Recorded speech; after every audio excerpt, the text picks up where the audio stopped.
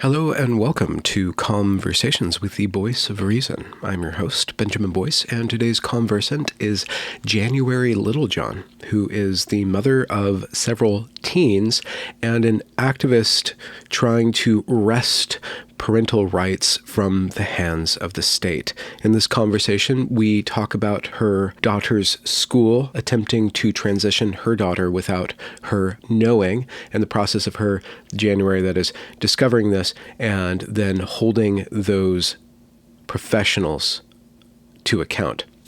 What is going on in United States education is rather alarming, but parents and citizens are not without power to change the system for the benefit of all. And January is one of those who are at the front line of ensuring child protection and parental rights. And if you would like more information or to support her, links to her work are down there in the description. Without further ado, here is January Littlejohn. How's your week been? It's been good, really busy, but good. Oh, really? Are you kicking ass and taking names? And you're all out of names or something like that? Well, you have to remember, I have 3 teenagers. So, even without Don't they just run themselves? My life is... No. No? I have 2 learning to drive and no solo drivers yet. So I am a full-time Uber driver. Oh, nice. I hope they tip well. No, they actually just leave things around, laundry, food. Yeah. 3 teens. Are you looking at that finish line or with longing or with I don't want to. Oh, no. After everything we've been through, I am just cherishing every moment and just, grateful for where we are. But the teen years, it's no joke. It's a different kind of emotional experience than having toddlers or any other phase. Yeah. I was talking to one guy this weekend, and he said that the interesting thing about being a parent is that once you finally figure out where your kid is, like on a developmental map, they move places, and then you have to readjust constantly. Right. Yes, that is so true. Yes. Yeah. But when you have multiple, you hope by the youngest one, you've kind of figured some stuff out. So the first 2 maybe messed up a little bit, but by the third one, that one should be good. Well, yeah, but the problem is you don't give a crap anymore by the time you get to the third one, or maybe 4th or 5th. You still care. You've just, you've relaxed about a lot of stuff too. Yeah.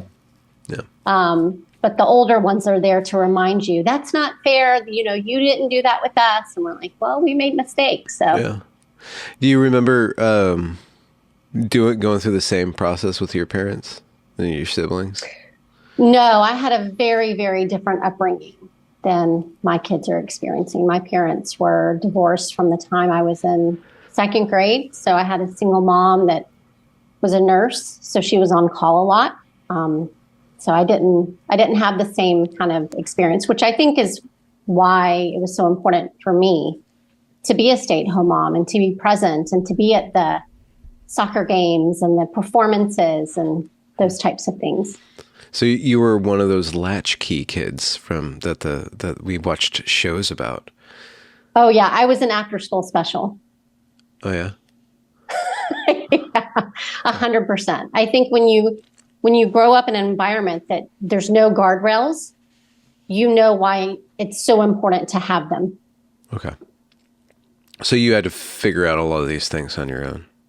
Sure. I mean, I love my mom and she did the best that she could, but she was a friend mom. She wasn't someone that was going to tell me no or set very clear, firm boundaries and those types of things. She's an amazing grandmother. Oh, yeah. That kind of personality serves itself well when you're in the grandmother role. Yeah.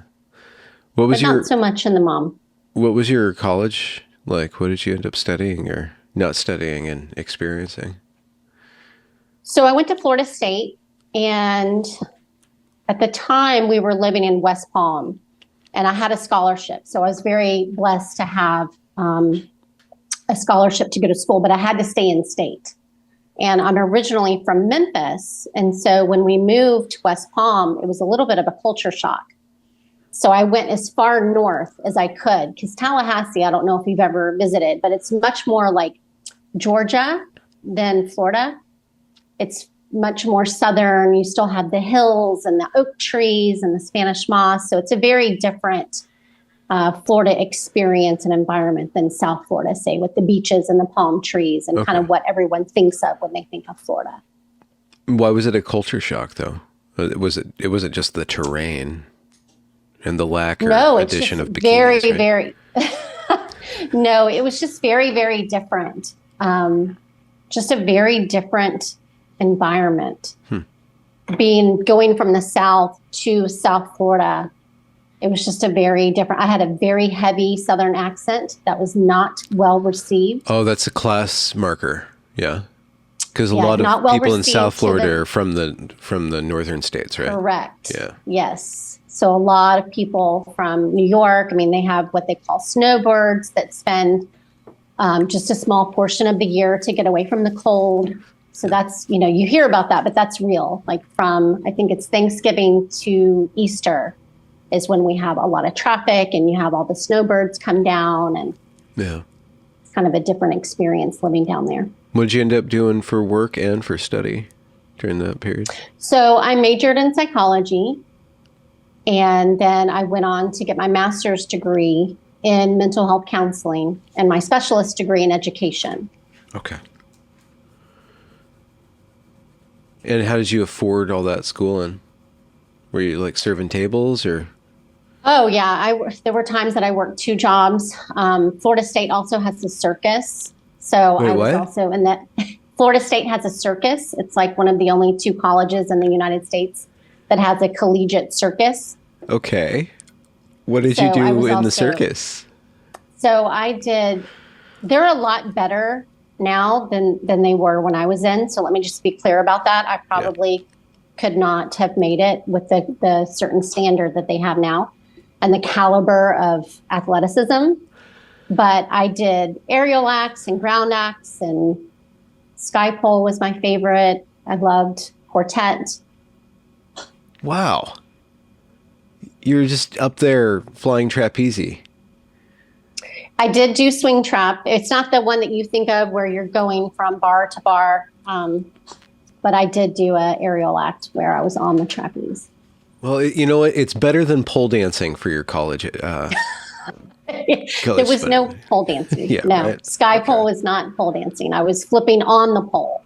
Oh, wow. And the pole was horizontal, not vertical. So that was good. Any dangerous moments? Did you fall? Oh, absolutely. Oh, yeah. I hit my head. Had a concussion. Yeah. Lots of, anytime you talk to someone that's had any kind of experience in those kind of like aerial acrobatics, you're going to have injuries, whether it's rope burn or falling in the net, not properly. You can hyperextend your back and those kinds of things. So I don't want to, I like going through and just like learning who you are and like mapping it for the audience, but the arc is like this mental health plus education plus psychology, and then being a mom of how would you describe, or to what extent should we describe your experience as a mother with regard to the issue of? Well, yeah, I mean, I think I was put in this place for a very specific reason, especially with my background. So after college, you have a period of time where you're working toward your licensure. And typically the only places that will hire a non-licensed therapist, it's either going to be severe psychiatric type work, like in the hospital where you're Baker acting people working on that kind of psychiatric floor, or substance abuse. And so I have a family history of substance abuse. My father was an alcoholic, and he passed away when I was still in graduate school. And so that was a pretty big loss that I had sustained. And for those reasons, I wanted to help others, especially adolescents. So that was my population specialty, was adolescents. And then from the substance abuse, I went on to a small private college campus where I counseled students for all kinds of issues that they were having, like a normal counseling center that a college would provide. But I also helped to start an ADHD coaching program. And so I really loved learning about brain-based learning and how the brain works, what would help with focus and attention. Because, when you really start to learn about how the brain operates, especially in the classroom, you realize that all kinds of learners benefit from teaching in a multimodality fashion, not just kids with ADHD or learning disabilities. Yeah. And multimodality, could you just explain that? So it's like experiential learning type situations where you're not just doing a standard lecture, like you're incorporating what you know about the brain. So the hippocampus fills up after about 20 minutes of straight lecture. And so when you think, just kind of fills up. And so that's why it's hard to sustain focus in a lecture that's like an hour and a half long. Yeah, I wonder what people do with podcasts then at the 20-minute mark. They're hyper. Well, unlike in a classroom, like the way that I do podcasts especially, is I'm doing other things. I'm moving, I'm listening, I'm not sitting at a computer, you know what I'm saying? And that's experiential. Like even if you're giving a small break as a teacher in between lecturing, and it could be as simple as, okay, we're going to get up and stretch for a minute. I'm going to lead you through some stretches. Or, okay, it's time for everybody to come get your worksheet. So instead of passing the worksheets out, you have the kids get up and come to the desk to grab them. The break doesn't have to be long. Okay. It just helps to incorporate movement into lessons to break them up. Yeah, to pop the kid, pop the individual, because I'm sure this happens to adults too, out of like this one just way of concentrating and then. That's right. Okay. Yeah. And, even the way that I teach my kids to study, because kids aren't being taught to study anymore. It's really interesting to me. They just expect them to kind of intuitively know how. But a lot of people don't realize is when you're studying, if you say the information out loud, that is stored in a different part of your brain than if you're just reading. And so it's important for students of any age to understand how they learn best, so that then they can apply those specific study skills to their learning. So that's really, I loved what I was doing. I really loved helping college students, especially, a lot of these kids were at risk. I've always done really well with at-risk population. Okay. And so I worked with kids on academic probation. And as you can imagine, that's going to run the gamut. Some of them are very bright, but they're partying too much. They're missing classes. Yeah. And it snowballs. And some are genuinely struggling because they're away from their parents who really kind of helped keep them focused and on target. So there's lots of reasons why kids aren't successful their first year of college. And so I really enjoyed that aspect, is helping them along, helping them to discover their own potential and ways to be successful on their own. When about was this? Like what decade? So not that you've had that many decades under your belt, but because things have changed a lot in the last 10, 15 years. They have, especially in my field. So I graduated from graduate school in 2001. Okay. And then I did the substance abuse for a couple of years. And then I worked at a small private university down in Boca Raton, Florida, until about 2007 when my daughter was born. And then I made the decision to step away. What was that calculation like for you, going full-time mama? Like, what did you have to give up? Like, what did your ego want and, your heart want? Like, how did you think through that? I didn't really feel like I was giving up anything because I knew that I could go back at any time. And from the moment I saw my daughter, I was just in love with her. I loved watching her sleep, loved being with her, loved that whole bonding period of time where you're just getting to know how to take care of a baby. Because I had grown up babysitting and doing jobs like that. Yeah. But it's completely different when that baby is completely dependent upon you all the time with no breaks. And so it was an adjustment because I definitely felt like my husband got the brunt of that because he would come home from work and I had literally no adult interaction all day. So I was ready to go and he was ready just to, chill, spend some time with the baby. And I was like, talking his ear off. Yeah. But then I found my stride. Especially once the kids were school age. We did some enriching activities. I was all the time taking them to the park, reading with them. It wasn't like I was putting them in front of a TV. Like I wanted to be the best mom that I could. So we were working on phonics, and I was teaching them how to read and things before they even got to preschool. So we were doing, art class and music class and just things to get us out of the house. And I really enjoyed that time. Yeah. When we, it seems like we're kind of just overcritical when we talk about parenthood, it seems like there's where's the balance between like an absent parent, latchkey kid relationship and a hover mom, drone mom, like total kid that can't even be away from their parent forever. And like, there's got to be a lot of wiggle room and probably for most of human history, you just grew up. But we're really concerned with providing the best childhood possible. And then if we don't, we still get, we blame our parents for everything, or the parents expect that they'll be blamed for everything. So I wonder how did you land on the right balance for you? And you're a mom still with kids in the house still, so I'm sure you're still always adjusting. Well, I think that it's also good to have a parent that co-parents with you that maybe doesn't share the exact same parenting style. So, they did get the rough and tumble play with my husband. And sometimes that ended up with injury. You know what I mean? Yeah. I try not to be too overprotective. And the times that I was, it was usually based in fear of my child getting hurt, which I think is a normal response. But then I had my husband to balance that out to make sure that they were able to take healthy risk in an environment where the stakes aren't too high. Yeah. And I think that, with my upbringing, and my husband was a latchkey kid as well.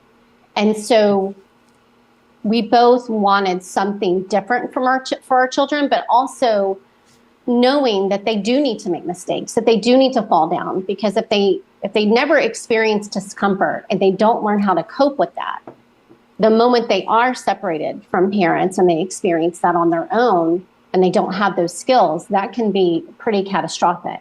And I did see that happen when I was at the university setting. It was very clear to me, the kids whose parents were waking them up, getting, they literally had no life skills.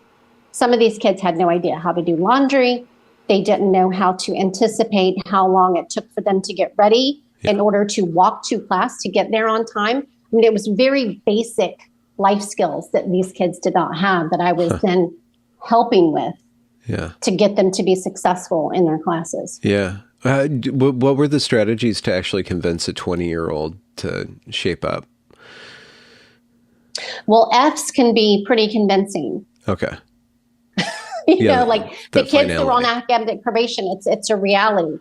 You're on academic probation. If you don't bring up your GPA, you will be expelled from the school. Yeah. So it was pretty, I think consequences are important for children. So there's the reality check that was imposed on them, and then you help them. The reality check's already there. So then you help, do you want to overcome this or not? And if you don't, then bye-bye. If you do, then I can help you. So it's up to them. That's right.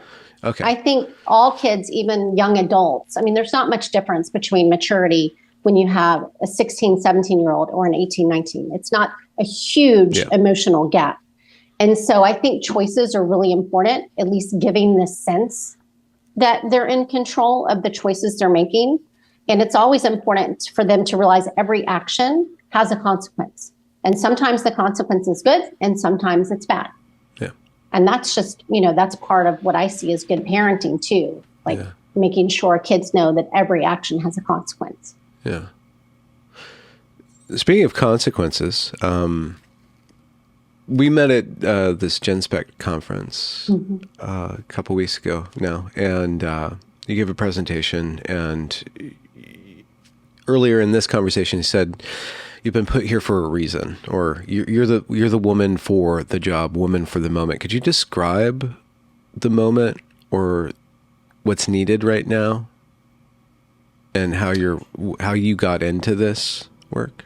Sure. And I don't think I'm the only woman at all. And I'm incredibly grateful to the parents that have come before me that were really feeling around in the dark for a very long time because people, either weren't listening to them or they were being silenced. Yeah. And so... Or abused in some way. Just told that they're bigots for not accepting this newfangled identity. Yeah. That has consequences. Like this identity really is not just, That's the one thing about the...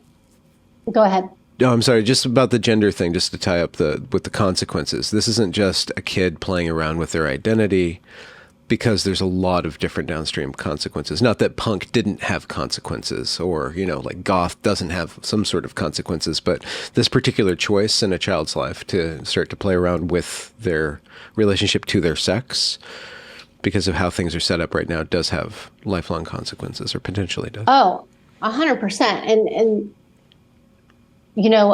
having an identity crisis in adolescence, this is nothing new. Mm-hmm. And in fact, this is when we want them to struggle and to figure out who they are, when they're still at home, and there are hopefully guardrails to help them and prevent them from making any kind of catastrophic decisions that will have lifelong negative implications. And I have said this before, and I'll say it again. If this were just an identity where people were trying things on like clothing, like self-expression, without the medicalization component, I wouldn't be here talking about this, because those types of things tend to work themselves out. It's the medicalization piece. When I learned about the path that my daughter had been set on, and you pull back the curtain from what gender affirming care is, this was not even something I was trained in the late 2000s in my graduate program. Yeah. I mentioned in my Gen Spec presentation, we were not taught about non-binary identities, gender fluidity. That was non-existent. And the population that I worked with was this population that is experiencing this high rate of trans identification. So the fact that I was on a college campus, I was in the high schools, and I did not have one client struggling with any kind of sex confusion, that just shows you how quickly and how far this has gotten. Yeah. We weren't even trained in my graduate program. Of course, we were trained in diversity and inclusion and things of that nature, but nothing to do with transgenderism, gender identity disorder, which was what it was called when I was training. It was so rare that, we would touch on it in kind of abnormal psych classes and things of that nature, but we never really went into any of the pathology of it or anything, because it was just that rare. People could go their whole careers and never experience that at all. And typically, if they did, they would refer out to a specialist who had, more knowledge about that issue. Yeah, yeah. And but for my daughter, I think that's actually been a disservice to these individuals, because as you know, now the psychological and the medical associations have been completely hijacked by ideology over science. And when you go from, a very ethical pathway that they were doing under Dr. Zucker, with the watchful waiting and the proper assessment, like Dr. Stephen Levine talks about, you're doing the differential diagnosis, you're making sure there's a proper informed consent model taking place, and you're not encouraging any of these kind of medical radical interventions on children. I mean, that's really the ethical pathway that was being followed up until activism took over. And then, of course, you saw what they did to Dr. Zucker, accusing him of all kinds of horrible things, and then shutting down his clinic. Yeah. And I think that's when it really started to take a left turn toward a really dangerous, dark path. Well, yeah, with lots of consequences for lots and lots of individuals. I mean, we don't know the numbers yet. Wilfred Riley kind of glossed some numbers at the end of GenSpect about the detransition time bomb. And those numbers, even those numbers are kind of odd because, like, just saying that there's 50,000 people on the detrans subreddit doesn't really mean anything because Reddit's just a bunch of bots anyways. But we know that the regret rate is not 1%.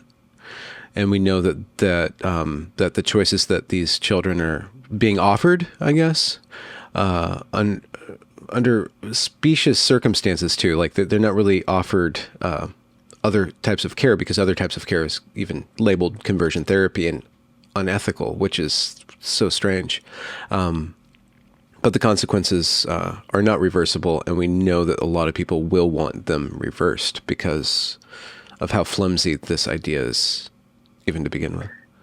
Well, of course. And, if you look all this time that I was doing the research, I was listening to a lot of what Stella and Sasha Ayad talk about. And they talk about the arc, the timeline. And many of these individuals, there's a reason why it's usually 5 to 7 years after the trans identity starts that they start to come out of this. And if you know anything about brain development, that's right around the time period that the frontal lobe is developing. And so when you start developing those critical thinking skills and the maturation sets in of understanding consequences and being able to weigh these things, it's just so insane to me that people that do understand or should understand brain development somehow thought this was an ethical idea to allow a child to make these types of choices. And, the activists will say, well, it's really the parent making the choice. Well, that's not necessarily true because it's all based on the child's self-ID. Yeah. And if you listen to a lot of these gender specialists, these doctors, they will say you have to follow the child's lead. Yeah. Where else do we do this in medicine? We don't. I mean, with the opioid crisis, we followed the patient's lead, right? Opioid. We gave them that scale of like happy to sad. So, I mean, that's one way. But that was also a giant medical scandal, just like this is. I mean, this wasn't, and that wasn't with children either. I mean, to my knowledge, they weren't loading children up on opioids because they said that they were in pain. Yeah. Yeah. I don't know. Maybe ice cream? Kids get ice cream whenever they want, right? Like that's where we follow children. No. Okay. No. Nothing comes to mind. I mean, mine don't. So how did it touch you personally, and how prepared were you? And what was your first reaction? I was completely unprepared. Okay. Yeah, we were blindsided by this. This was the height of COVID, and I started seeing some red flags. Our daughter was 13. And she had a friend group where initially we were really excited because my daughter has ADHD and she's gifted. And so oftentimes that can read like autism markers.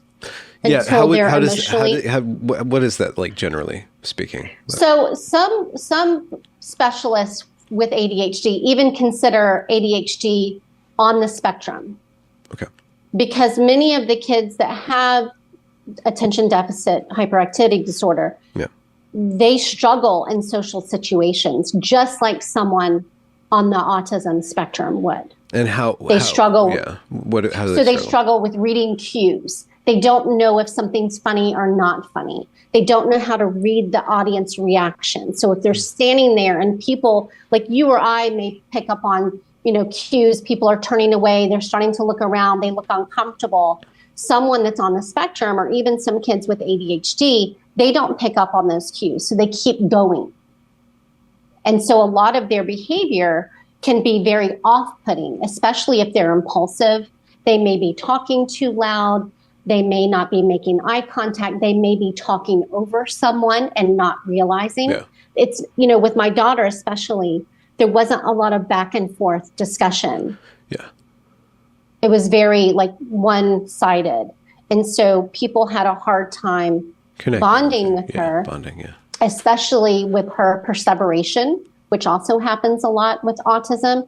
So she, you hear sometimes where young boys with autism, they may only want to play with dinosaurs, only talk about dinosaurs. They learn all they can about dinosaurs. And like their parents are like, I'm so tired of dinosaurs. Yeah. Or some young kids, it's about the wheels with cars or trucks. They're obsessed with the way the wheels turn. So they tend to find something and then perseverate on that issue.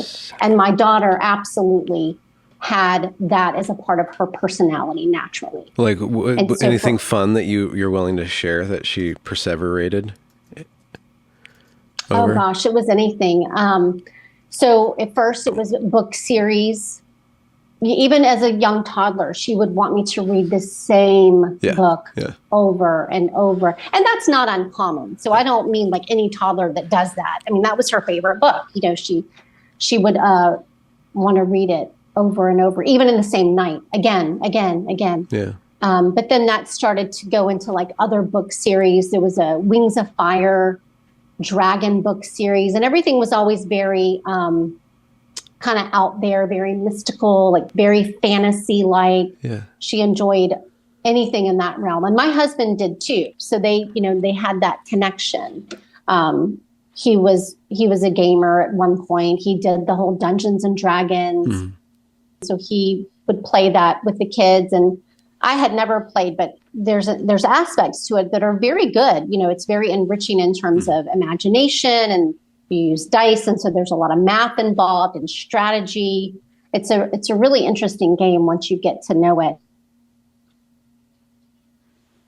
where you're creating characters, avatars on certain types of games. Huh.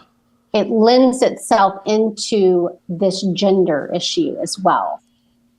But so it started with this friend group, and they actually which furry? There's a lot, right? There's like a rainbow I don't know of if you've furries. Heard that word before. Yeah, well, this was very, like, for my daughter at least, it was very innocent. It was clear later on as I got to know these kids more, some of them had been exposed to the porn aspects of the furry culture. For my daughter, that was not her case. So what it looked like for them was they wanted to wear cat headbands and fur tails and things like that to school. Why the school allowed this, I have no idea, because to me, that's no different than a costume or something else. And so, as I was navigating this, I thought, this feels weird to me, but I'm just happy she has friends kind of thing. I didn't know anything about furries or any of that kind of subculture. And then they started identifying as bisexual.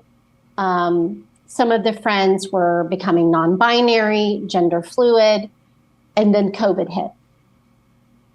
Okay. So it was like it all just kind of snowballed really fast, just a bit. And then COVID just kind of blew it all. Might it have been the case if this young female, your daughter, who has a hard time connecting with people just because of who she is, and she's developing and gifted and ADHD-ish, there's something about the costume. There's something about this code of relationship, this identity-based friend group, where there's something that allows her to share something else with her. Bonding can happen, like this natural bonding that she's thirsting for, this connection, something about that furriness, and then all this stuff with the non-binary identities, all that stuff that allows. How do you think that was developmentally appropriate in a way before it became like weird and off the charts? But there's some sort of adaptive element to that.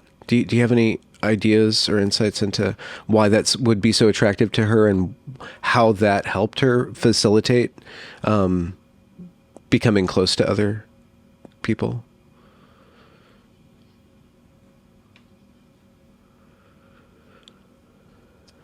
I think that a commonality of all adolescents and children is the desire to fit in and to feel like they found their tribe, to be accepted. And so I don't necessarily think that the furry identity was anything other than my daughter loves animals and she maybe liked the texture of the tail. But I don't know that that helped or harmed in any way. I genuinely feel like she was searching for a place of belonging. And she finally found this group of friends who seemed to accept her with all her quirks. They weren't as obvious as she felt like they were when she was around other kind of more mainstream kids. They weren't, you know, she would want to play make-believe and play dragons, and they just weren't into those same type of things, but these friends were.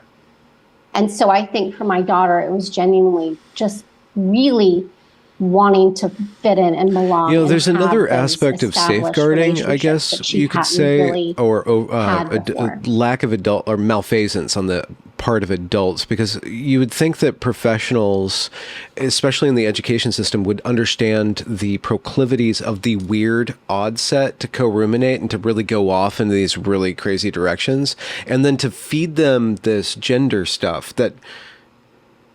How would you not see that feeding them this escape route from reality would not like just go crazy, just like be like wildfire for the imaginations of this weird, that weird odd set. It seems like.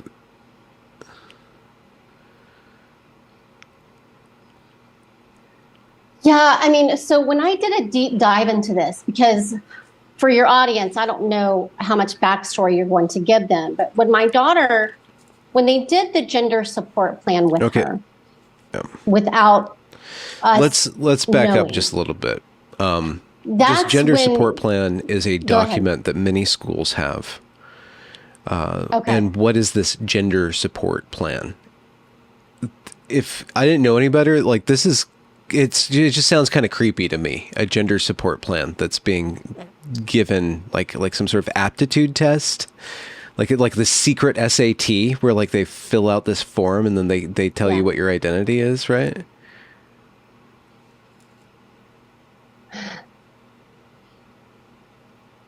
Well, it is actually very creepy. And the creepiest part is they're doing these support plans without parent notification or consent. And so let me just back up for a minute. So when the kids in my daughter's friend group started identifying as transgender, I was just struggling to keep up. One girl was actually a twin, and she started identifying as a male. Then another girl whose mother was actually transitioning to become a male, she started identifying as gender fluid. And then another child said that he was non-binary. And so this was all kind of transpiring so quickly. And then COVID happened. They shut down the schools in March of 2020. And it was May of 2020 that our daughter came to us and said, I no longer feel like a girl. And so that's kind of what propelled us into this gender world with our own daughter, who was 13 at the time. And for us, and I think for a lot of parents, because now I have spoken to a ton of parents that are in the same situation as we were, it escalates very quickly. And so, you know, it goes from, I no longer feel like a girl, and then you try to kind of talk to your child to understand what's happening, where they're coming from, how long has this been going on, you know, just trying to figure this out. And then it typically starts with wanting to be called a different pronoun, wanting to be called a different name. For my daughter, she was already wearing pretty gender neutral clothing, like some D&D shirts, you know, science shirts. She was really into science. She had gone to like several science camps. So a lot of her clothing was just like T-shirts and shorts. It wasn't overly feminine, but there was a complete rejection of her wardrobe, any jewelry she had, even jewelry that was special that my mother had given her, any rejection of anything pink, which is so silly. Like, it's very gender stereotype, you know, rejections. She talked about wanting a binder. So that was really quick. That was that summer. Because as we were navigating this, we were still, even though a lot of things were shut down at the height of COVID, we started realizing staying home is not helping. We need to get out. So we started traveling as much as we could. And it was actually pretty nice because not a lot of people were traveling in the summer of 2020. So we kind of had our, our pick of where we wanted to go and what hotels we wanted to stay at. And other than having, to wear the mask and follow those kind of social distancing guidelines, a lot of places were grateful to have the business. And so we started traveling, but, that brought up other issues about bathing suits and rejecting her body. And a lot of the things that I was seeing really was mirroring girls that I used to counsel with eating disorders. It was a lot of the self-hatred, the body shaming, some of the things that she started researching, alone? Like showering with the light off, covering up. Okay. Yeah, like something to help with the dysphoria she read was to turn the light off when you shower, so you're not having to see yourself. Covering up a mirror. So it's really about disassociating from the parts of your body that you are uncomfortable with and you dislike. And unlike previous decades, my generation, we were taught that's normal. It's okay to be uncomfortable. Everybody's uncomfortable during puberty. Instead, these girls are getting the message, well, if you're uncomfortable with your body during puberty, it's probably because you're transgender. Yeah. So, I understand that this is just teenagers kind of being teenagers, and this is just a crazy set of ideas. But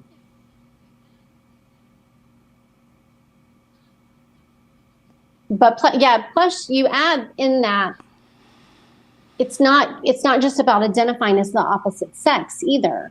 You're giving these very impressionable children who are already searching for an identity 72 gender identities to choose from, all with different color combinations of flags. Okay. And so you've got merchandise even. And for my daughter, who's an artist that loves colorful things, that was also very enticing. Like, which flag do I get to pick today? Which pronouns represent my personality? And this is really how it's sold to these kids. You pick your pronouns like from what you picking out a pair described, of this tennis is shoes. And it's just a matter of how you feel that discomfort day. with her body wasn't necessarily from being perceived as feminine or getting unwanted or unwarranted male attention due to her femininity coming online. It was kind of this is happening in kind of inside of herself in relationship to herself, and then there's the friend group where everybody else is kind of playing around with this at the same time.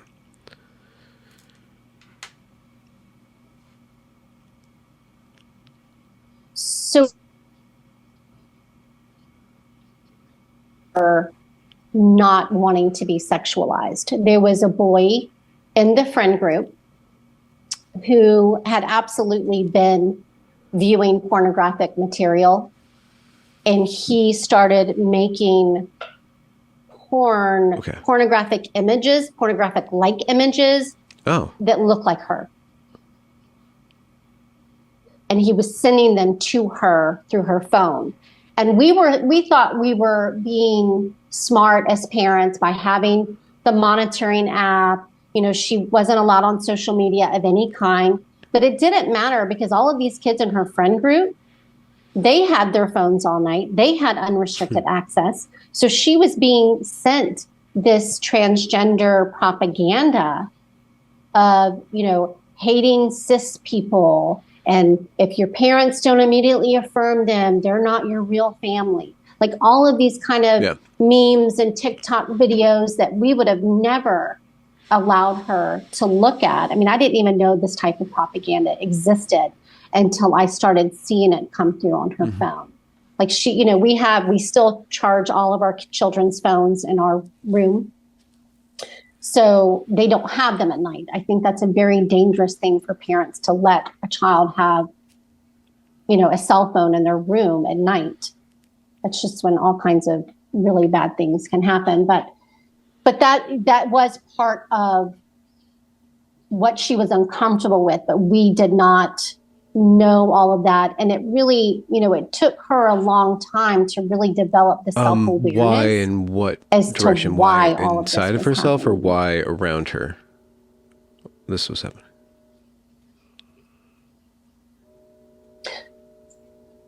Well, both. Because she was so emotionally immature, at 13, emotionally, she was only around 11.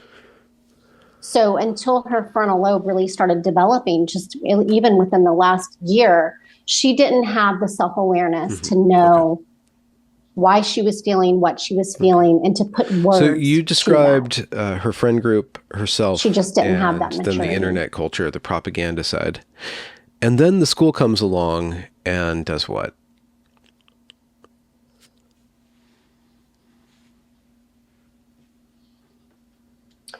So we were really struggling to get through the summer. We talked to several counselors, and it was clear to me that I needed to be careful, because the first counselor I spoke to, I said, so my child is struggling.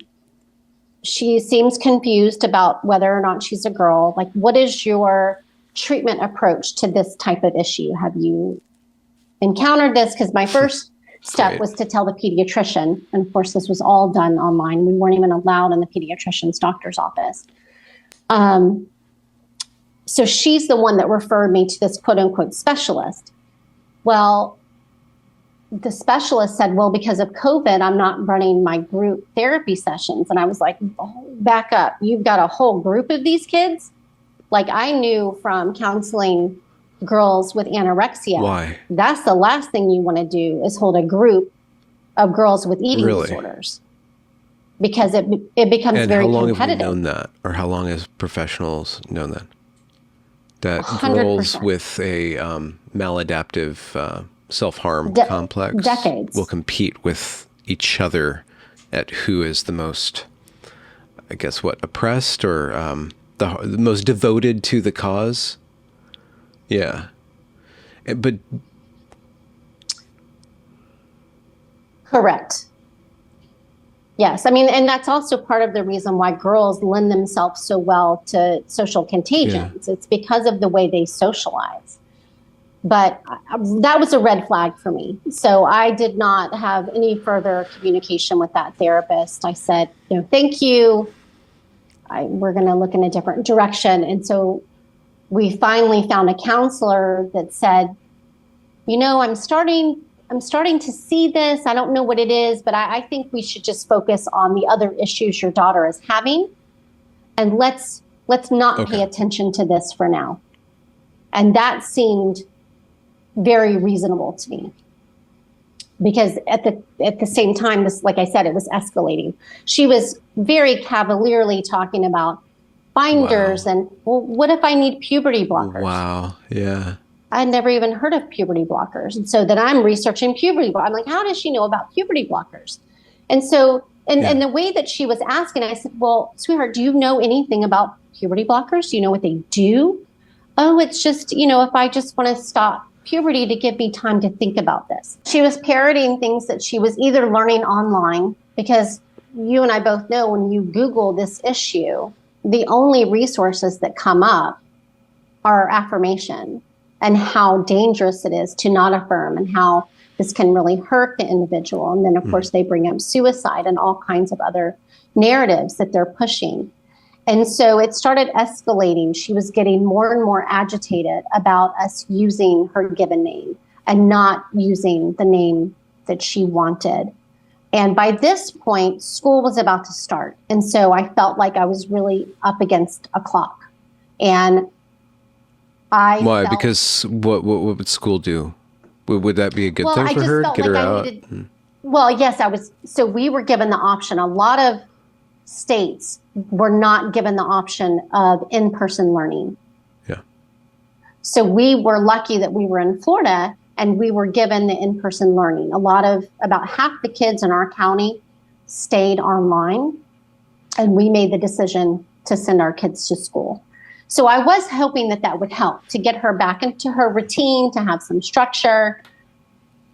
But what I was worried about is this name issue. And so I reached out to a teacher at the school, thinking like I had done previously, when I've had lots of issues with my kids over the years. I want to give you a heads up. We're not affirming at home. We have found a counselor, but we just started with the counselor. And that I feel like this new identity is directly related to her friend group. There's specifics that I can't go into about that email communication because we're still in litigation with the school district. But what I will tell you is from that email correspondence, a couple of weeks went by, my daughter got into the car and said, Mom, I had a meeting today about my name, and they asked me which restroom I wanted to use. Okay. Well, at the time, she was identifying as non-binary. So I'd never seen a non-binary restroom. I was confused why she would be asking about a restroom with wanting to go by a nickname, which is what I thought it would be treated as. Yeah. Clearly, hindsight, I was very naive. So I immediately emailed the guidance counselor because we're not allowed on school campus. And I said, my daughter just said she had a meeting. I don't understand why I wasn't invited to this meeting. I have safety concerns that you asked her which restroom she wanted to use. I would like to know what happened at this meeting and why I was not invited to attend. And my thought process during this whole time was, why would they exclude me? They know who I am. I was volunteer of the year at this school. My daughter has a 504 plan on file. We've met multiple times surrounding issues with her ADHD and her learning accommodations. Okay. So I couldn't even process why they would have a meeting with my daughter, why they would be asking her which restroom she wanted to go to. That didn't make sense to me. But of course, why they didn't invite me or tell me about it. And so I was called back with the guidance counselor and the assistant principal, both together, which has never happened before. And I was told, we cannot give you any information about the meeting we had with your child. Your child is now protected under a non-discrimination law. Okay. Protected from what? Apparently from me. Okay. And protected by who? According to them, the school. Okay. So like they said they could not give me any information. So they, in their minds, I can only assume that they felt they had to withhold information from me. So my only recourse was then to go to the assistant superintendent, which we did. And then that communication between myself, my husband, and the assistant superintendent went back and forth, for about 7 weeks before we were finally given a meeting with the principal of the middle school. And that's where we were shown the 6-page transgender support plan that they had completed with our 13-year-old daughter behind closed doors. And there were 3 adults in the room with my child. Oh. It was the assistant principal, the guidance counselor, and a social worker I had never met. Wait, why is the principal there? Assistant principal. Yeah, why is the principal? So I don't know. I mean, I've looked through this plan a million times. There's nothing stating that there has to be 3 school officials, but I would imagine that was part of their protocol. Okay. I guess for safety. And what's the sex or shall I say gender of those 3 individuals that were in the room with your daughter? As far as I'm aware, they're all female. Okay. Huh. And 6 pages. Mm-hmm. A 6-page transgender support plan. Is there like, what's the gist of this? So it's taken directly. I mean, you can Google gender support plan or transgender support plan, and most of these are taken directly from an organization called Gender Spectrum. Oh. And I was told that that company has They wear that now, right on their sleeve. Mhm. And this gender spectrum is it's a probably a nonprofit, but they're just all over the place. I bet they have a lot Well, of they partner with Glisten. They partner with, GSA clubs. And so there's a lot of partnering going on between Gender Spectrum and then a lot of the LGBTQ activist organizations. Okay. The one, when I started to do a deep dive into this, because when I was shown the gender support plan, I about came out of my chair. I was so angry that they had done this formal plan with my daughter where they took it upon themselves to affirm this identity regardless of the co-occurring issues, regardless of how long she had felt this way. At the time, if you look at the DSM-4 criteria for gender dysphoria, she didn't even meet criteria. So I was really struggling to understand why the school would take these radical steps with our daughter. And how well do you suppose that those three individuals in the room even knew your daughter? How deeply? How long? Not well. Yeah. As to my knowledge, my daughter had never met the social worker. And to what degree are any of those three professionals a professional in psychological discernment or diagnosis? I have no idea. I've never had any contact with the social worker. Okay. Oh, so the social worker could possibly have, deep knowledge of how to diagnose a trans person and tell them apart from just a girl with teenage, the disease of teenagehood, right?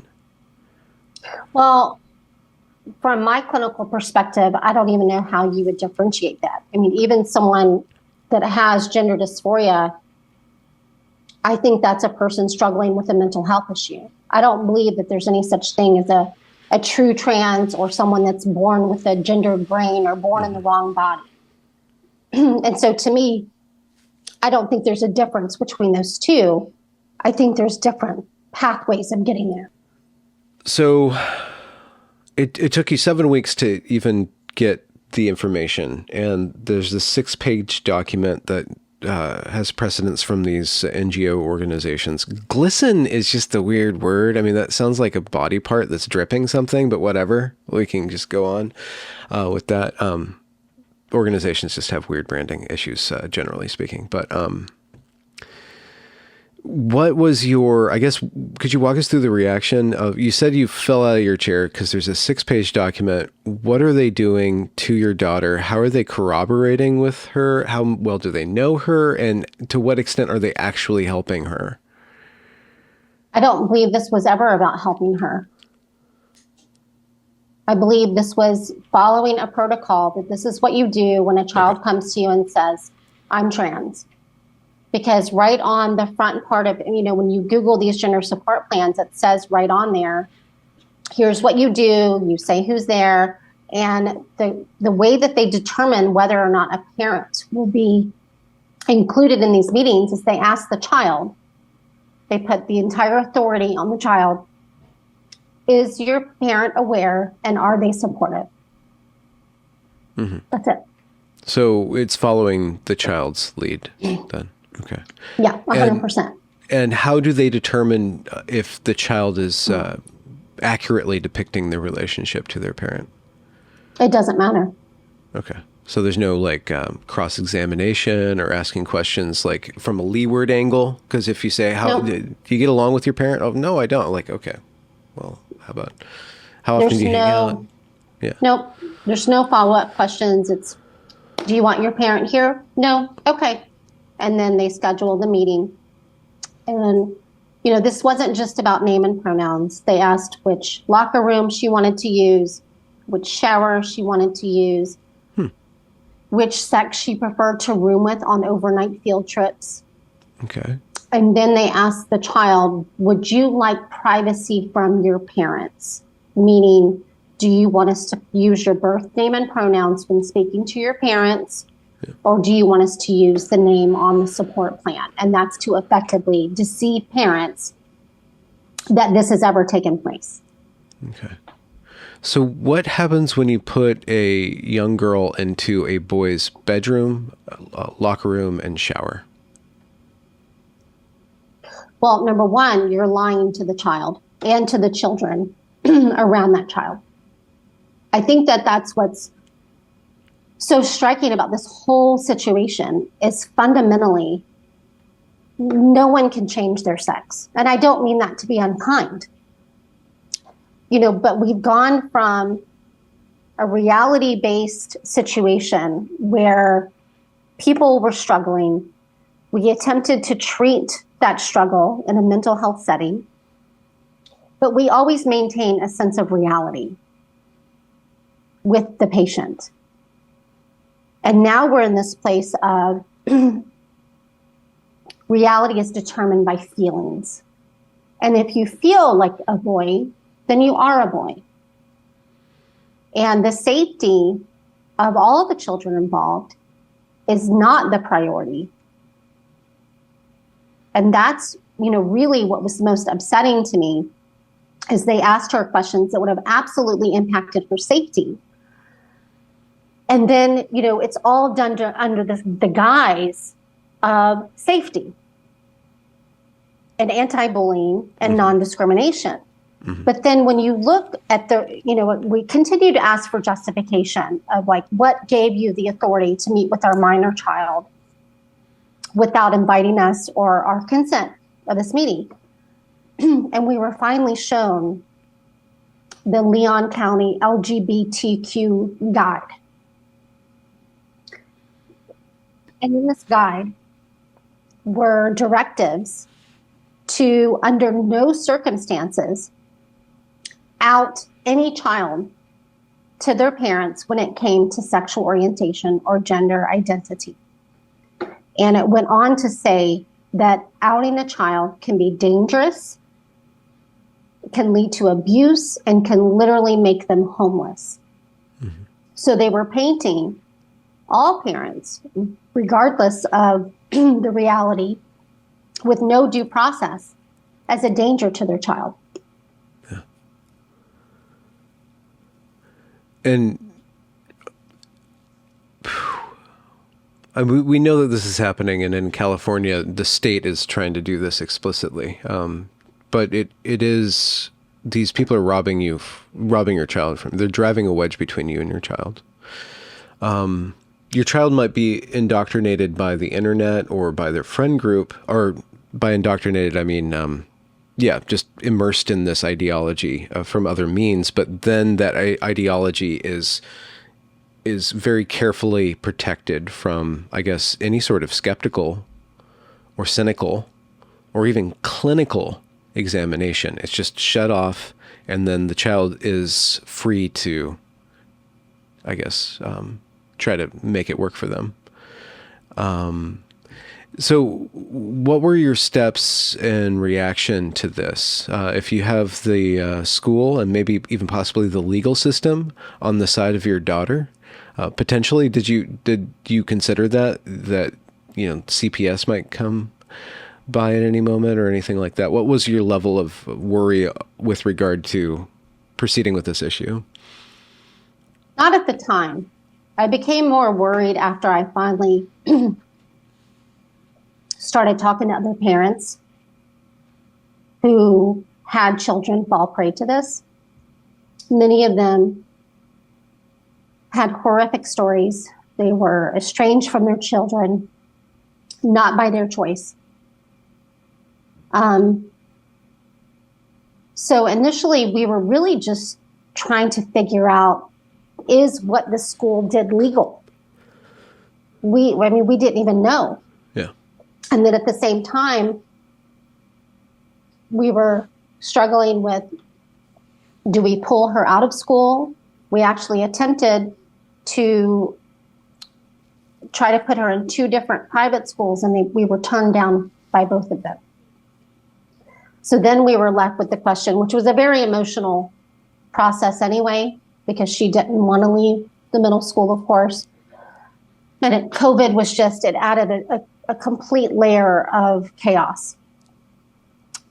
So we were left with the decision, do we leave her here or do we pull her and homeschool her? In hindsight, we should have pulled her and homeschooled her. But at the time, we were talking to our counselor, weighing the pros and cons. And after the school affirmed her, it really put such a wedge between us and our daughter that we started to become even more concerned about her mental health if we pulled her from the school and then she was left homeschooling with me, because I became enemy number one. Okay. And oftentimes it is the moms that experience the brunt of the anger and the vitriol from the trans-identified child. So it was a really tough time. It was really a dark time for us. I was scared. I was watching my child self-destruct. And at the same time, I was watching teachers cheer it on. She was getting a lot of positive attention from the teachers for this identity. And I was just really, really confused by all of it. It felt like we were in the twilight zone.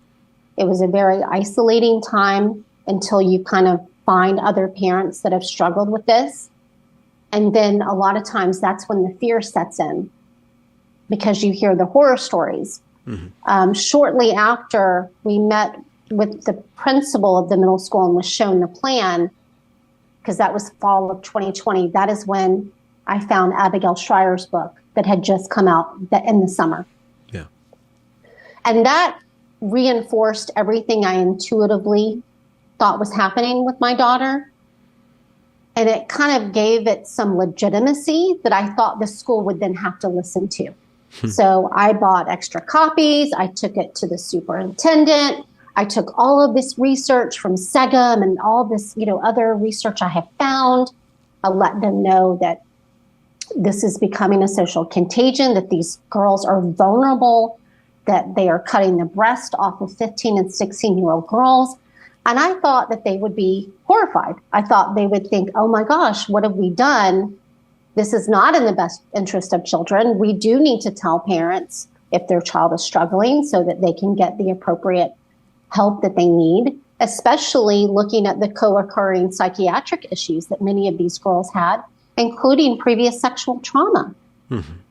And so I could not understand why no critical thinking was being applied to this issue, where they actually thought it was in the best interest of the child to not include the parents. And a lot of these guidance counselors, they knew that these were the troubled girls. This wasn't the captain of the cheerleading squad. This was a kid that was already struggling. And they knew that. And so that's the part that's most heartbreaking to me, because why didn't anybody stand up for these girls? Did you get any answer? Well, I think you kind of know what the answer is, since we went ahead and filed the lawsuit. There's things that I can't go into, but the bottom line is if the superintendent had done what he promised, we would have never needed to file the federal lawsuit. But that wasn't what happened. And in fact, the violation happened with the gender support plan in September of 2020. We tried for a year to resolve this. And so we did not make the decision to go public with our story and file the lawsuit until October of 2021. We had actually gone public with our story in hopes that that would be enough to kind of put pressure. I didn't want to file a lawsuit. That's just not the kind of people that we are. We're not litigious people. We don't feel like that's the way to work out issues. And I was also, honestly, because my daughter was still so heavy in the indoctrination and the identity, I was really worried about the kind of attention that would then place on our family. Mm-hmm. That's when I was a little bit scared. Because even with other parents, there's such an element of fear around this issue. And much of it, in my experience, was unfounded. We didn't know what to expect once we went public. And I have never had anyone show up at my house The only people that have ever actually approached me in public, and I'm talking about outside of a medical hearing, or, I've done legislature testimony. So that's a completely separate experience. But in public, when I'm in Publix or I'm taking my kids to games or, any other kind of setting, the only people that approach me have been on my side to tell me thank you. Mm-hmm. I have never had any kind of negative interaction in a public space, even with people that I pass on the street that I know do not agree with me. Mm-hmm. So I think that some of the fear around going public and taking a stand can be unfounded. Mm-hmm.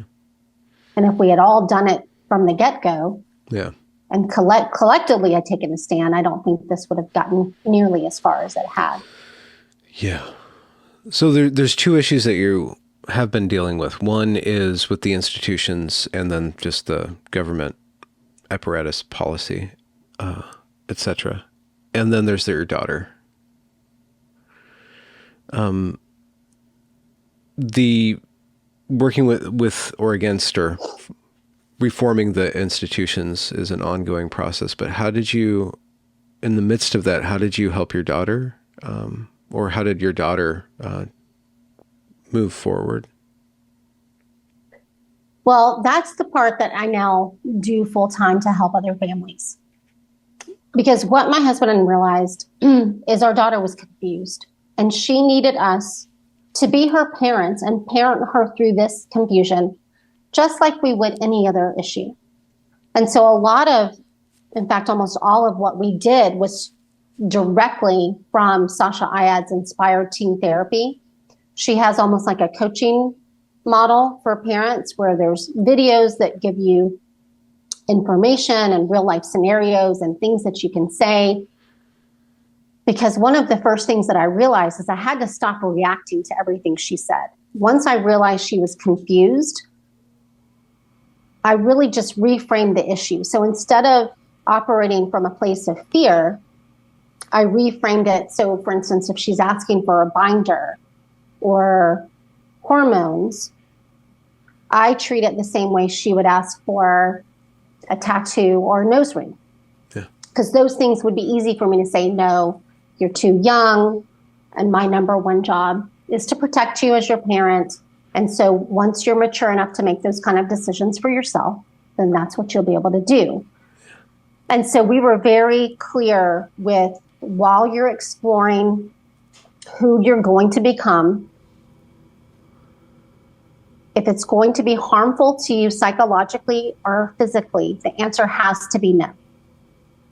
But if it's not unsafe, then the answer is yes. And so for us, that looked like, wear what you want, wear your hair how you want, but we will not buy you or do anything for you that can cause harm. And that does include binders, and that does include us using a name other than your given name. So we pretty much avoided names altogether. That tended to keep the peace more. Mm-hmm. And for her, for these kids, it's not a straight line out of it. And sometimes it felt like we were taking 2 steps forward and 5 steps back. And I think this is true for a lot of these girls, but during times of high stress, like around exams, or even her hormone cycle, her menstrual cycle, the trans identification would be more intense. She was more argumentative. She was more angry about us not using her preferred name and pronouns. And kind of it became more of a power struggle during those times. And then other times it didn't seem to be much of a factor. So we just really remained consistent. We worked very hard to combat the wedge that the school had placed.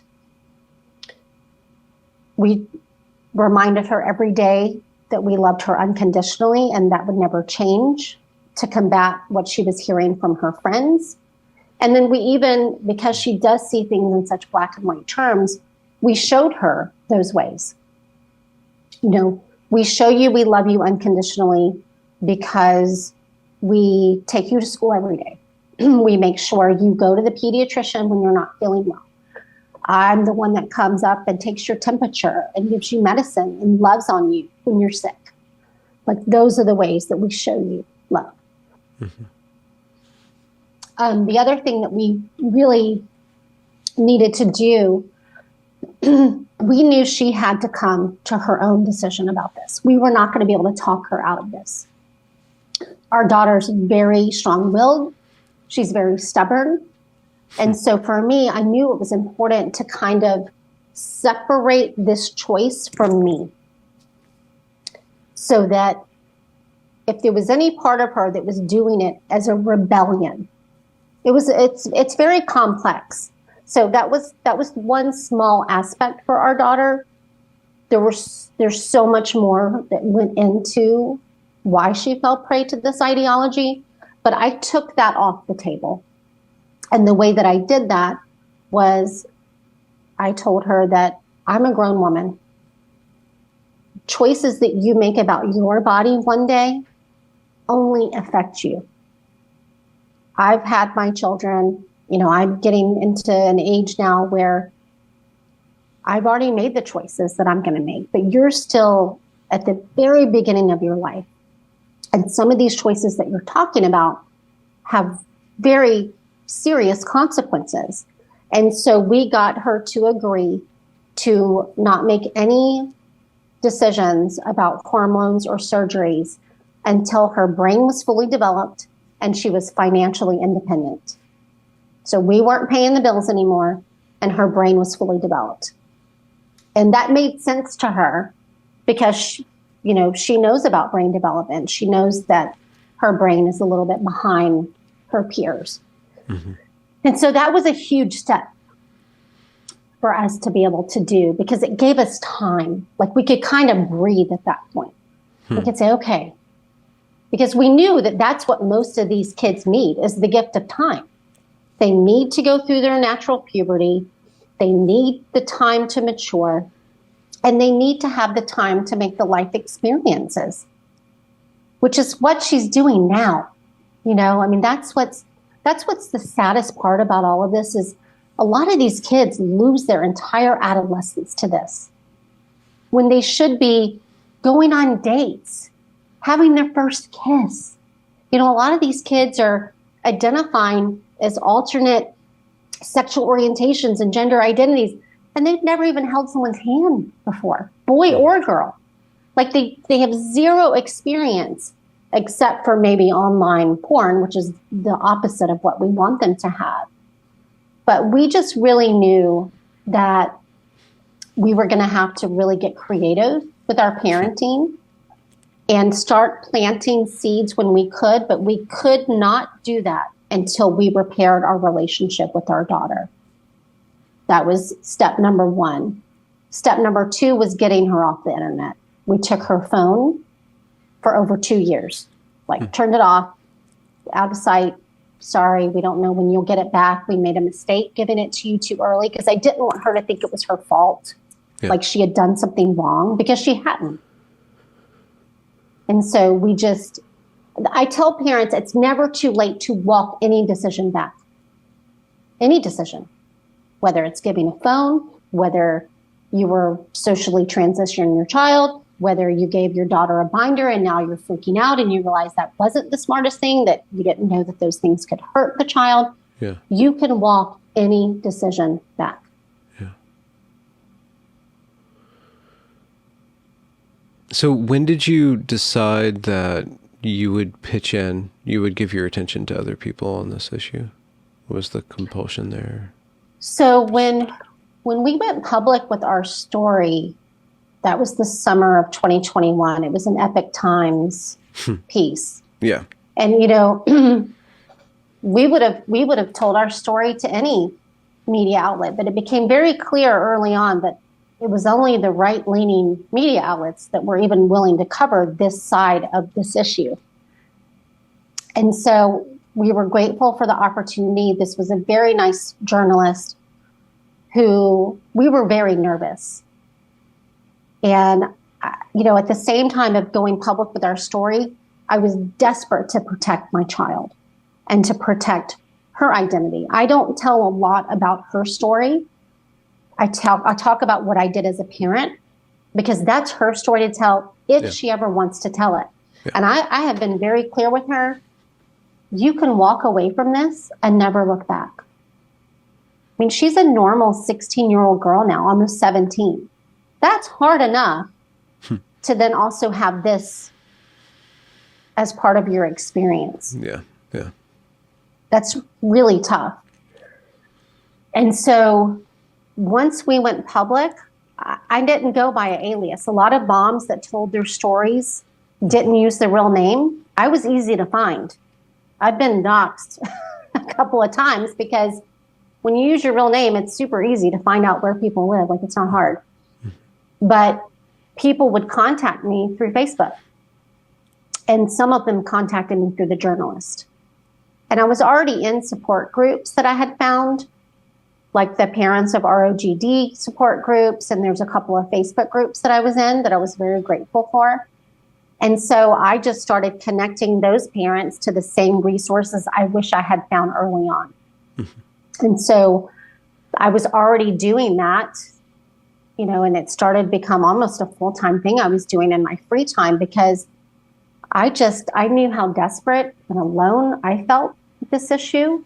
And I never, ever wanted a parent to feel that way again. And I wanted them to have the tools that they need to walk their child through this. And, at the end of the day, and this, I tell parents this all the time, I can't promise you your child's going to come out of this. I wasn't even sure if my child was going to come out of this.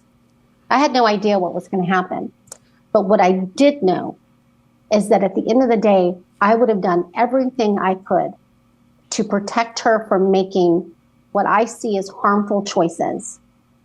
And if she, at that point, made the decision to do it, at least I could rest knowing I tried to prevent it. Mm-hmm. I did everything I could to try. And so that's what I help parents doing.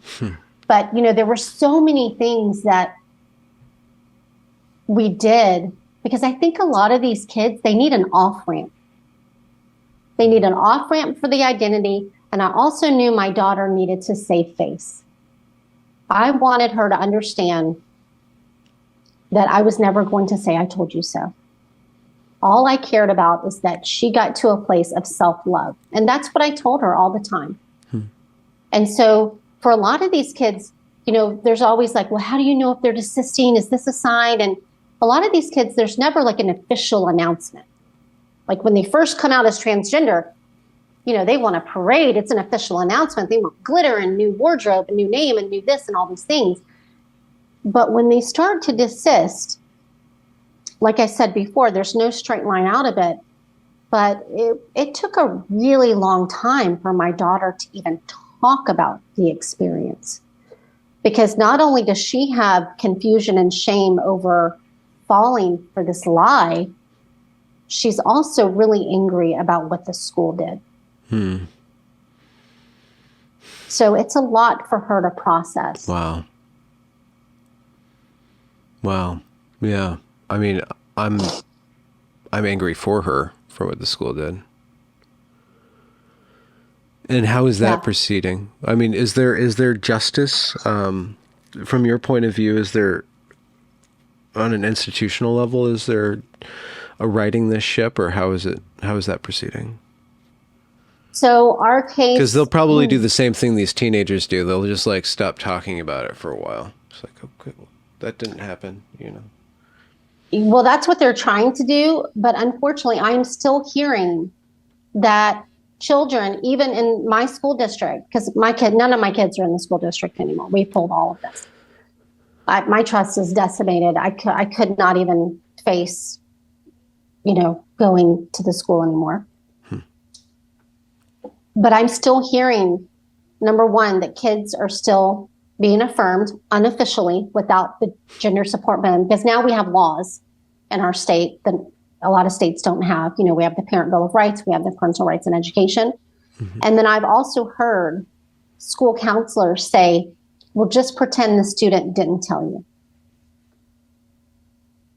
What does Just that mean? pretend. So if a student comes to you and says, I'm struggling over my gender identity. I think I might be non-binary, but I'm not sure. Like, just pretend that didn't happen. If it didn't happen, there's no reason to notify the parents.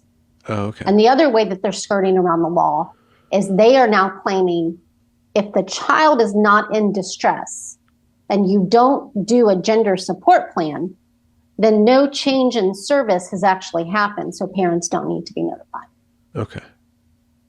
But how are you determining if the child is in distress? And why are you still trying to keep parents in the dark about this? Yeah.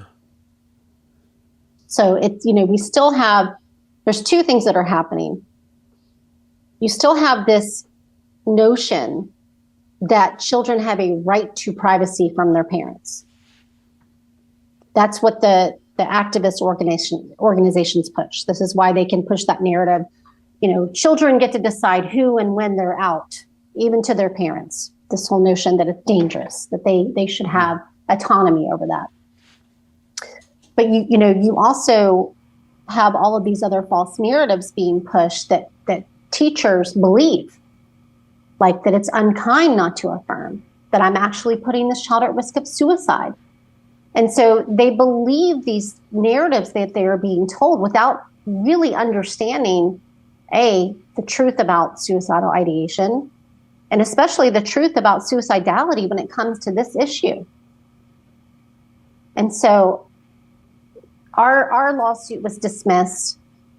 We are appealing the judge's ruling to the 11th Circuit of Appeals, but there have been some other wins in different states. There was a Wisconsin family that sued over this issue, and they just won in court.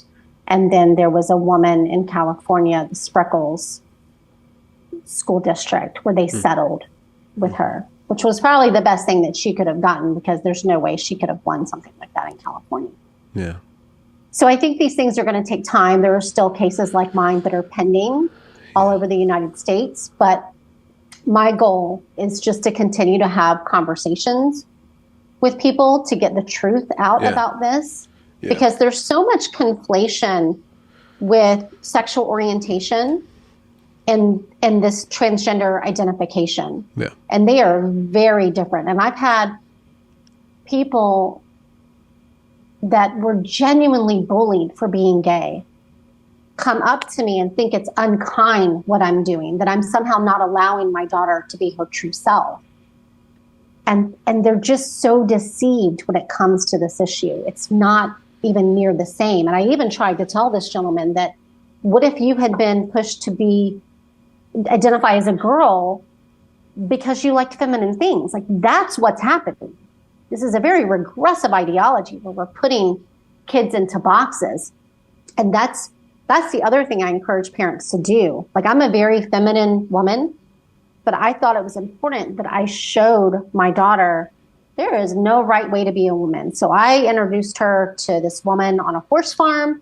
I introduced her to all kinds of women. We got her what we called a gifted coach. That was kind of her off-ramp. I wanted her to learn about her giftedness and her gifted brain, and how gifted girls sometimes feel like outsiders and outliers. Jesse Ministo talks about this a lot. Mm-hmm. But like, it wasn't any one thing we did. It was like all these things that we did simultaneously to get her to a point where she could start critically thinking about this issue.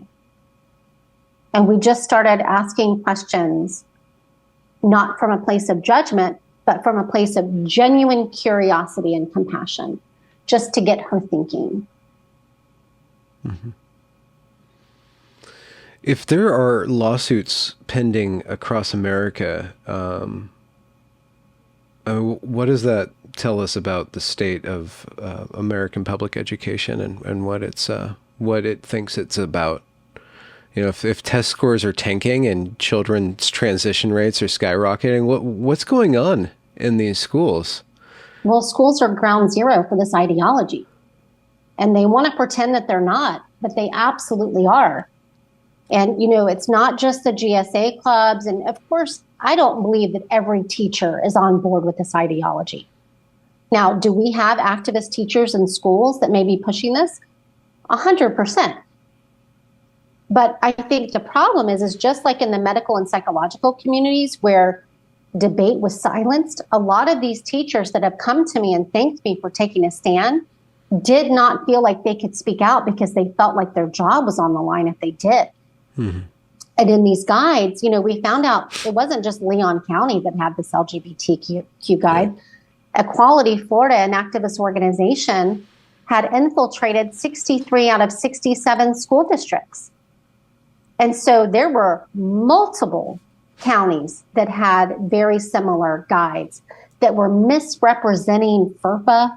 They were misrepresenting the Bostic case and applying it to children and gender identity and things that legally it should not have been applied to.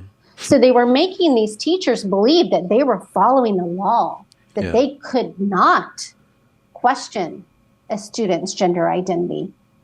And so thankfully, we're now seeing pushback in states where they're trying to beef in parental rights. Yeah. And they're trying to, stop the medical interventions on these vulnerable children that, lead to sterilization and destruction of future sexual functioning. Mm-hmm. And that's not healthcare. And, the United States is full steam ahead on this affirmation medical model when other countries that are more socially liberal, where this hasn't been as politicized, are completely taken a different route, which is much more ethical and based on scientific evidence. So far as we have scientific evidence, because this is still, it's not even an experiment because there's no control group, but this is still frontiersman medicine. Well, right. And I guess when I say scientific evidence, I mean a systematic review for as best as we can. Yeah, as best the U.S., except with the exception of Florida, no medical association or state has done a systematic review of the evidence like the UK and Finland and Sweden and other countries have done. Yay, federalism. But that leaves out these medical associations too. That's a whole other can of worms or head of the beast to wrangle. Yes, and there's you just hit the nail on the head. Gender ideology is a beast, and there are many arms to this beast. And there's certain parts of it that I think people feel more comfortable talking about, like the sports issue. Yeah. I feel like that opened the door for people to start to have this conversation because it was so blatant how unfair it was. When the Leah Thomas situation happened, like that was so clearly unfair that people felt, I think it was safer to then say, well, wait a second, hold on. That's a man saying he's a woman. Yeah. Beating women in the pool. Like that's just not fair. I'm not a bigot. I'm not transphobic. That's just not fair. Like that's not, the whole Title IX was trying to prevent this from happening. Yeah. So I think that, there's the men and women's spaces, there's the parental rights angle, there's the ideology and the social media aspect. But, going back to the schools, they are ground zero, whether they admit it or not. Most schools you walk into, you will find propaganda in the form of safe space stickers or pride flags. You've got the GSA clubs. And then you have, I don't know why the science and math teachers seem to be so infiltrated with this ideology, but you even have them teaching non-reality concepts like, well, we now know sex is a spectrum. So kids are being taught this in their high school biology classes.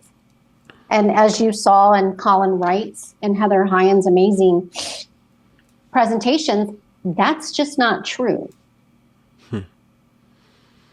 Yeah. I don't know if they're midwits or envious of being math teachers, like Walter White. They're going from math to meth, but I don't know. But they're supposed to understand science and be very black and white in that. So it seems odd to me that it's a lot of the science teachers sporting the pride cred. gear. Yeah, it's cred. You get cred. And plus, it's just a social contagion that adults as well have experienced as well. True.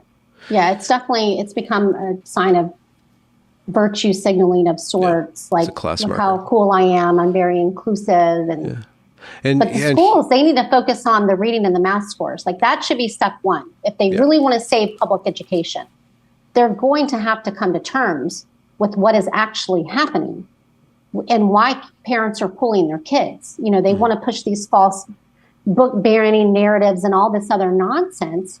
Yeah. But parents want to see them get back to basics and leave the rest to them. Yeah. Whichever side you're on. Yeah. This is actually a unifying issue. I mean, if anything came out of the GenSpec conference, it's how diverse the people are that are fighting this. Yeah. This may be the only thing they agree on, but this idea of pushing back against gender ideology and ensuring that biological reality prevails is a unifying issue. And the vast majority, the silent majority, believe that. Yeah. Yeah. So how can people get on board with your gravy train of parental rights? What do you call yourself? You're a parental coach. What do you think you're doing now? I'm still just a mom. You're just a mom. A mom at large. Fought to save her daughter and now wants to help other parents. Yeah. Walk their children through it and just offer support. A lot of what these parents need is just to know they're not alone. Yeah. It is. I mean, I can't even say the first 6 months, I spent most of it just crying and terrified of what was going to happen to my daughter and just seeing her self-destruct and then other people cheer her along that path. It was a nightmare. So I want to help other people do that. I volunteer my time with Do No Harm. And so people can reach out to me through that organization. And I helped to create our gender ideology resources page for parents, which has books and documentaries, all the resources that I found helpful. I think the only one that isn't on there that I tell parents about is Sasha Ayad's Inspired Teen Therapy. But, Stella and Sasha's Gender a Waterland podcast is on there. So just, all of those resources, the books, there's so much more now available, luckily, than what was available in 2020. And I am incredibly grateful to Lisa Littman and Abigail Schreier for having the courage to just tell the truth and report what they were seeing, regardless of the consequences and social backlash they experienced. Yeah, yeah. Well, excellent. Speaking of Stella, I'm going to jump on a show with her now. And good. Nina Pela. We're going to talk about the GenSpec conference. It was excellent to meet you at the conference, and excellent also to hear your story and to talk with you today. Thank you so much, January, for your time. Yeah, thank you so much for having me and giving me the opportunity just to tell other parents our story and give them hope that they can also walk their kids through this confusion. Yeah. Yeah. Thank you. It's my honor. All right. Thank you. Tell Leslie hello. I will. Take care. All right. Bye.